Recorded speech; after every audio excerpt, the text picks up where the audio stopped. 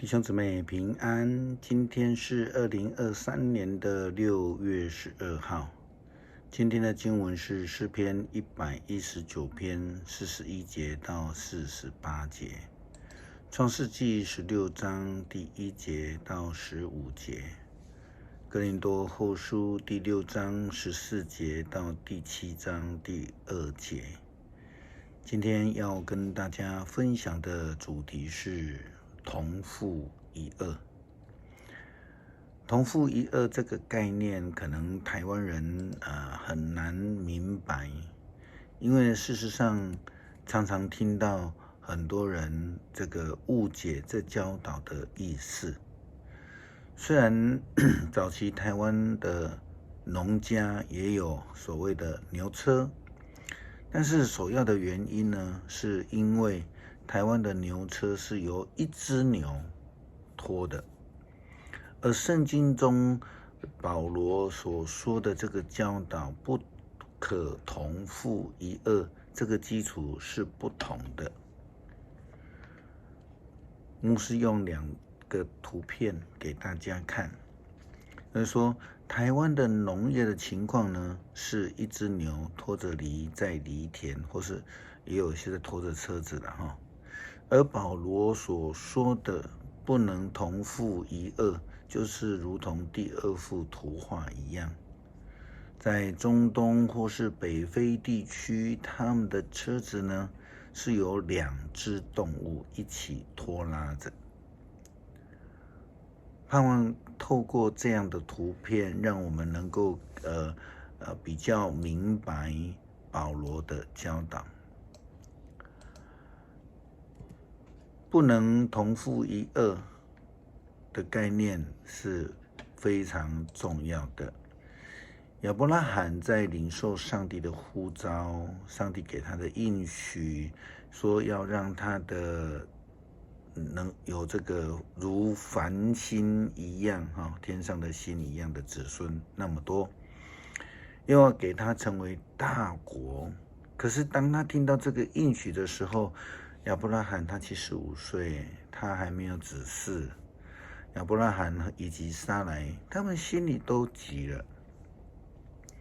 撒莱后来就把自己的女婢给了亚伯拉罕，他为亚伯拉罕生了一个儿子，叫做以实玛利。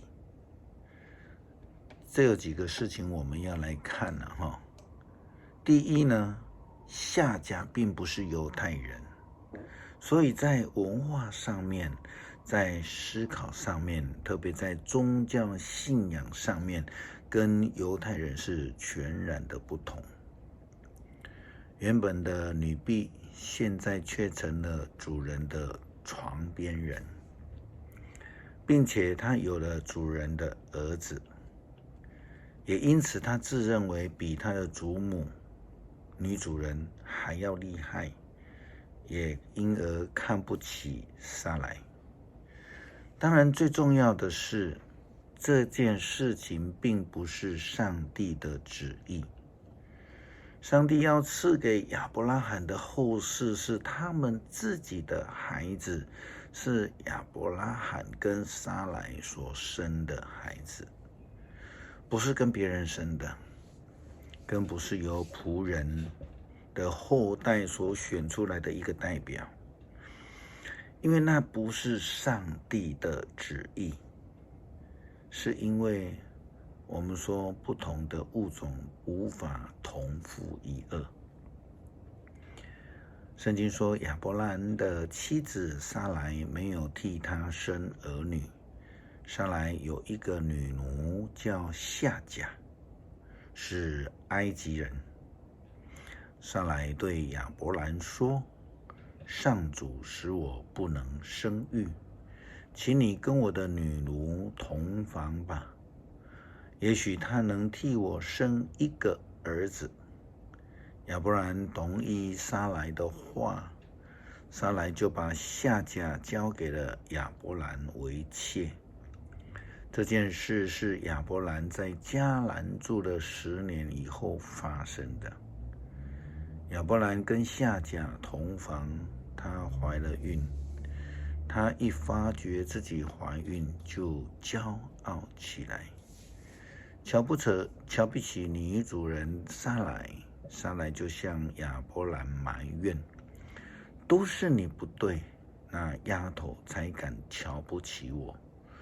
我把她交给你，她知道自己有身孕，就瞧不起我。愿上主在你我中间主持公道。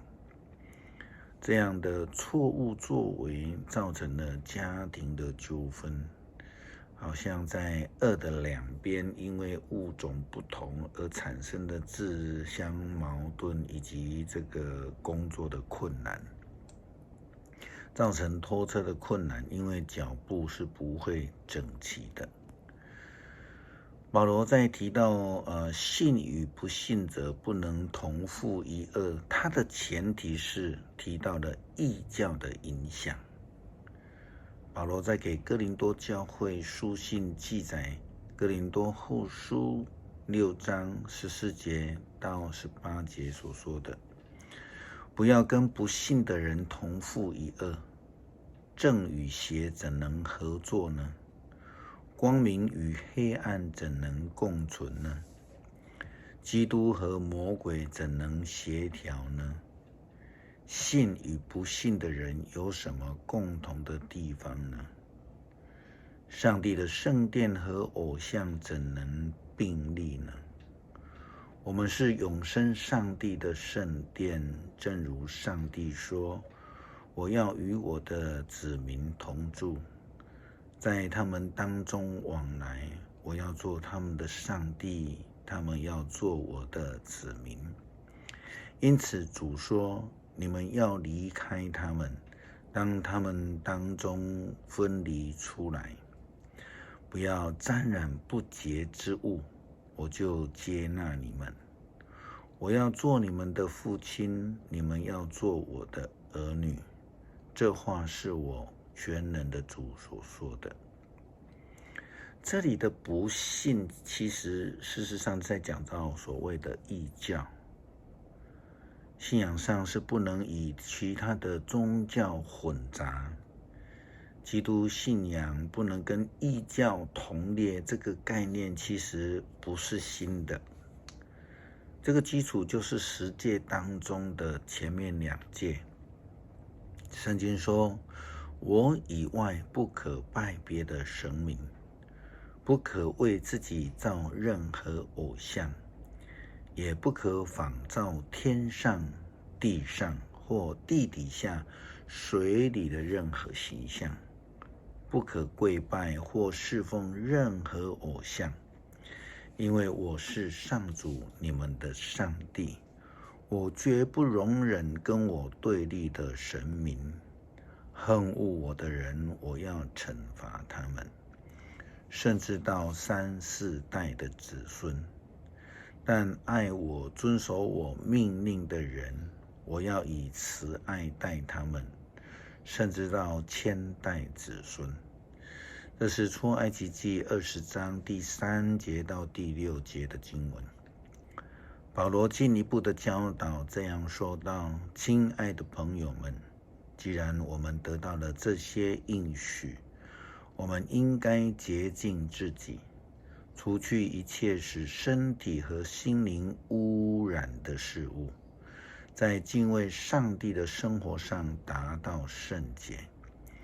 这是保罗教导有关信与不信的人不可同负一軛真正的意思。我们千万不能够简化它、误解它，套用在婚姻上，说不能跟非基督徒这样的关系上面。这种保守的禁止、拒绝信徒的婚姻其实是不对的。这个教导纯粹是在信仰上面必须要有清洁的信心，不可以有混杂，因为上帝是唯一的、独一的，我们不可以同时又拜偶像。诗篇第119篇41节到48节，上主啊，求你向我显明你的慈爱，求你照你的应许拯救我，我就能够回答侮辱我的人，因为我信靠你的话。求你使我能时时讲述真理，因为我的希望在乎你的法则。我要继续遵行你的法律，直到永远。我要自由自在的生活，因为我遵守你的教导。我要向君王宣讲你的命令，我不以此为耻。我以遵行你的命令为乐，因为我喜爱它。我尊重并喜爱你的诫命，我要思想你的教诲。感谢上帝呼召我们成为你的仆人，求主让我们能够愿意与人同心同工，尽心尽力地成为主的工人。感谢祷告，奉主耶稣基督圣名求，阿们。